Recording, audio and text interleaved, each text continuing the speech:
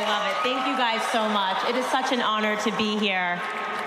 Such an honor. You know, so there is something that I have learned about Democrat politicians over the last 2 years that I have been in politics.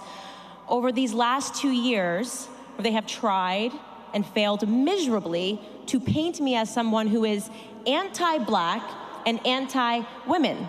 In case you guys haven't noticed, I am, in fact, a Black woman. I've learned from these experiences that Democrat leaders create noise and nonsense to distract from their own sins. They employ the idea that you should accuse the other side of exactly what you are guilty of. They do this consistently, they do this repeatedly, and they do this in lockstep with one another. For example, yesterday, Joe Biden, in a stunning announcement, declared his candidacy for president of 2020 because he felt that our nation was at risk because of white supremacy. Joe mentioned the Charlottesville attacks again, the one where our president clearly and specifically condemned both Nazis and white supremacists, words which the media carefully edited out. But Joe says that that's the moment, Charlottesville, that's the moment that he realized that he had to step up and save the nation. Now, why would Joe do that? Why would Joe Biden suggest that he needed to step out as an act of duty to protect Black Americans? What is it that Joe Biden is distracting from when he insinuates that all of the freedom-loving American patriots who stand beside this president are somehow supporting a white supremacist agenda? I think I have a couple of ideas what he might be distracting from. Joe is distracting from his very own and very questionable history with Black America. You see, it was Joe Biden that advocated for segregation in the 1970s. He said it was something that Black people wanted, that it was best that we remain apart in society. It was Joe Biden that wrote and championed the crime bill in 1994, which led to the mass incarceration of Black men. And it was Joe Biden who, to this day, says that his mentor and dearest friend in politics was Robert Byrd, a literal KKK member. A literal KKK member, Robert Byrd. And now he wants us to believe that he is a champion against racism. I'm gonna have to pass on this one, Creepy Joe.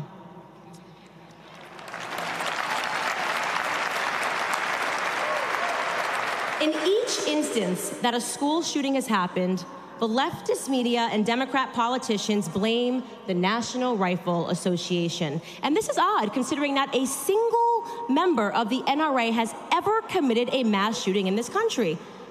Even more odd is the fact that they pretend America is facing a gun violence epidemic when they know that that too is categorically false. In fact, according to FBI statistics, gun homicide rates have been stable to steadily declining for decades. So why would they do that? What is the left distracting from when they blame law-abiding gun owners after a school shooting? I want to be clear here.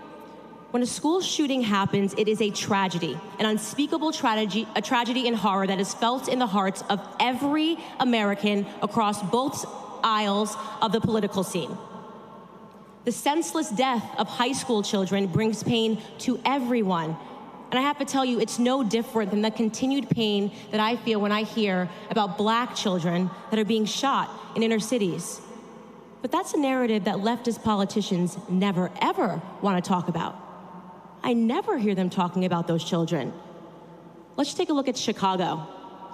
Since September of 2011, 1,665 children below the age of 17 were shot in Chicago.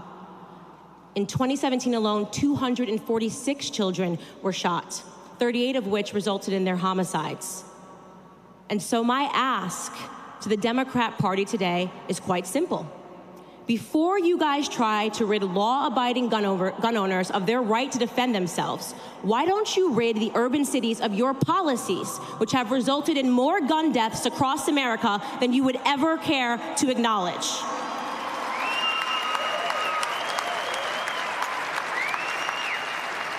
Because it is your policies, Democrats, not the NRAs, that continue to encourage father absence in the Black community. It is your welfare policies which promise our women more money if they do not marry the father of their children. And it is your policies, Democrats, not the NRAs, that have sent the Black youth running to the streets and into gangs in search for the paternity that is denied to them within their homes.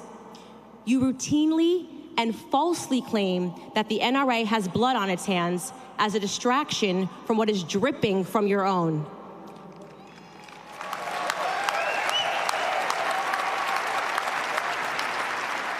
Father absence, poverty, and yes, plenty of gun violence. So I say, rather than Elizabeth Warren demanding a full-throated conversation about reparations, whatever that is, full-throated, why doesn't she attempt one regarding the homicide rates in the cities that her colleagues control?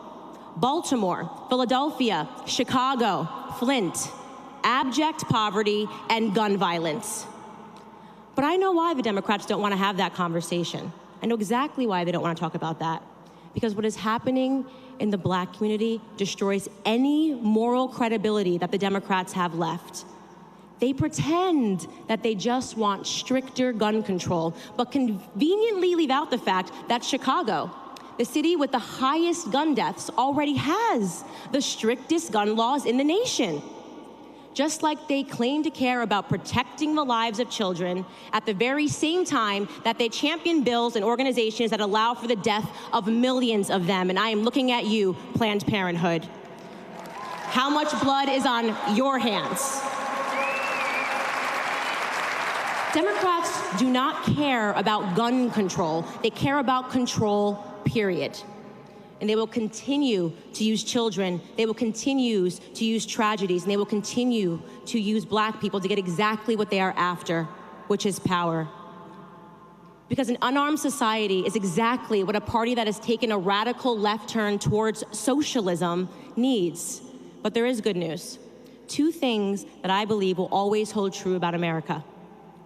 The first, which our incumbent president stated so brilliantly, is that America will never be a socialist country. And the second is that America, we will never, ever repeal the Second Amendment.